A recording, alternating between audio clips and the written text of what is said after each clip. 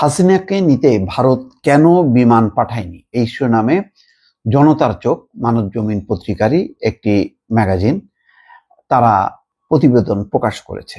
অর্থাৎ কি ঘটেছিল 5 তারিখে তার উপরে। তো ইন্টারেস্টিং ব্যাপার এটাই যে অনেকেরই একটি ধারণা ছিল যে শেখ হাসিনা কোনো বিপদে পড়লে ভারতের সাথে এমন তাদের সমঝোতা যে ভারত সেনাবাহিনী পাঠাবে, সৈন্য পাঠাবে, অথবা ওই গণভবনেই ভারতীয় সৈন্যরা আছে, তারা উদ্ধার করবে, এমনই নাকি একটি সামরিক চুক্তি আছে। কিন্তু আসলে সেটা যে ঠিক না সেটাও কিন্তু প্রমাণ হয়েছে। ভারতের কোনো সৈন্য মানে তাকে উদ্ধার করে নিয়ে গেছে তার দেশে, অথবা ভারতীয় কোনো বিমান বাহিনীর কোনো বিমান এসছে উদ্ধার করতে, অথবা শেখ হাসিনাকে রক্ষা করতে, শেখ হাসিনার পক্ষে লড়াই করতে, এমন কিন্তু দৃশ্য দেখা যায়নি। যদিও ওই সময় নানা রকম মানে গুজব এসছে বা আলোচনা এসছে যে ভারতীয় পুলিশ, সেনাবাহিনী এদেরকে দেখা গেছে। যাই হোক, শেষ পর্যন্ত সেটা প্রমাণিত হয়নি। যেহেতু প্রমাণিত হয়নি সে কারণে এটি বলা যাবে না। কিন্তু যেটি ঘটনা ঘটেছে, যেটা পরিষ্কার, যে শেখ হাসিনা বাংলাদেশেরই একটি বিমান নিয়ে তাকে যেতে হয়েছে ভারতে। ভারত থেকে কোনো বিমান আসেনি, এটা মোটামুটি প্রমাণিত। সেটা নিয়ে লেখা হয়েছে এই প্রতিবেদনটি, এবং সেখানে বলা হয়েছে যে শেখ হাসিনা দফায় দফায় আলোচনা করেছেন ভারতের যে নিরাপত্তা উপদেষ্টা অজিত দোভালের সঙ্গে। দফায় দফায় তিনি টেলিফোন করেছেন সকাল থেকে দুপুর পর্যন্ত, এবং বারবার অনুরোধ করা হয়েছে যাতে ভারতের কোনো বিমান পাঠানো হয়, কেননা তিনি নিরাপদ বোধ করছে না বাংলাদেশে কোনো বিমানে চড়তে। এই নিয়ে আলোচনা করছে। আর অজিত দোভাল শেখ হাসিনাকে বলেছেন বা সাবেক প্রধানমন্ত্রীকে বলেছেন যে তিনি বিষয়টি নিয়ে কথা বলছেন। এই কথা বলা বলির মাঝে শেখ হাসিনা নাকি একাধিকবার বলেছেন যে আমি দেশ ছাড়ার সিদ্ধান্ত নিয়েছি, এছাড়া আমার এই মুহূর্তে আর কোনো বিকল্প নেই, কারণ জনগণের পাশাপাশি সেনাবাহিনীও আমার বিপক্ষে চলে গেছে। এই অবস্থায় প্রাণ বাঁচাতে আমাকে দেশ ছাড়তে হবে। তাই ভারত যদি বিমান পাঠায় তাহলে আমি নিরাপদে দেশ ত্যাগ করতে পারবো। এই মুহূর্তে তিনি বাংলাদেশের কোনো বিমানকেও নিরাপদ বোধ করছেন না।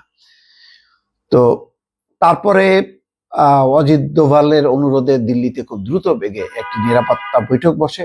সেই বৈঠকে বিরোধী দলের রাজনীতিকদের মতামত নেওয়া হয়। তারপর তারাও একটি সিদ্ধান্ত নেয়। সেই সিদ্ধান্তটা খুব ইম্পর্টেন্ট। সেই সিদ্ধান্তে বলা হচ্ছে যে না, ভারত কোনো বিমান পাঠাবে না। কেন পাঠাবে না?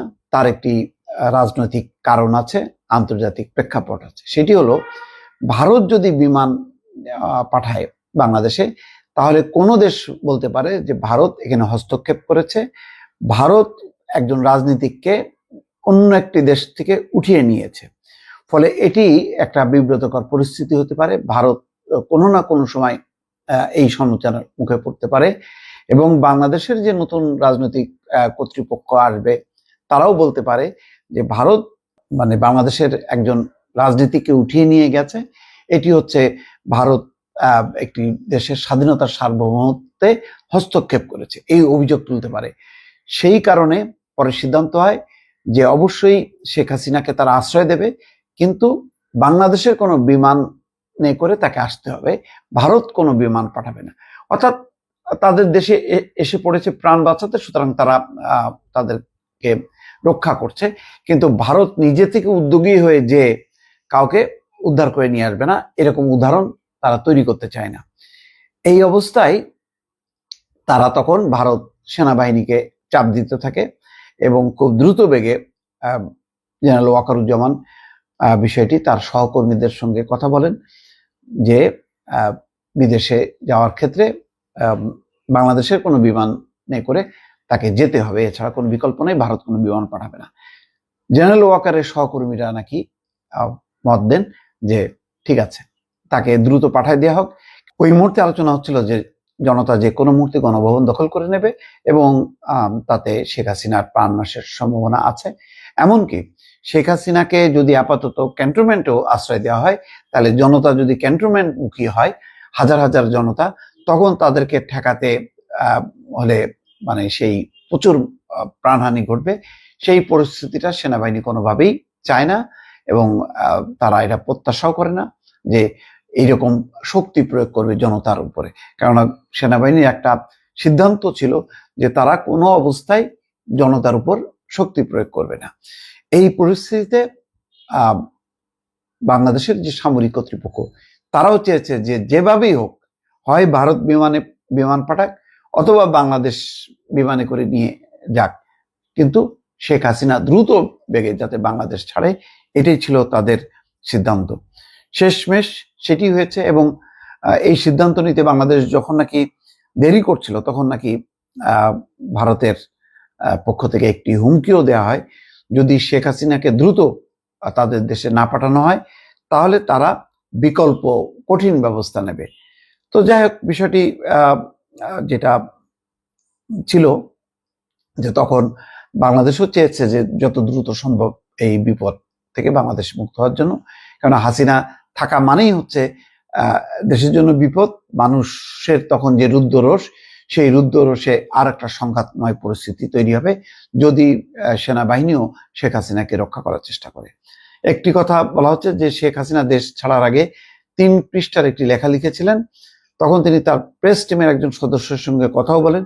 এই সদস্য এখনো আত্মগোপনে আছে। লেখাটি শেখ হাসিনা রেখে যাননি, ভ্যানিটি ব্যাগে করে তা নিয়ে যান। সেখানে পৌঁছার পর ওই দিন রাত 12টার দিকে ঢাকায় তার কয়েকজন বিশ্বস্ত সহকর্মীর সঙ্গে ফোনে কথা বলেন। তখন এই লেখার প্রসঙ্গটি আসে, যার কি সেই লেখা ছিল তার বিস্তারিত বিবরণ জানা যায়নি।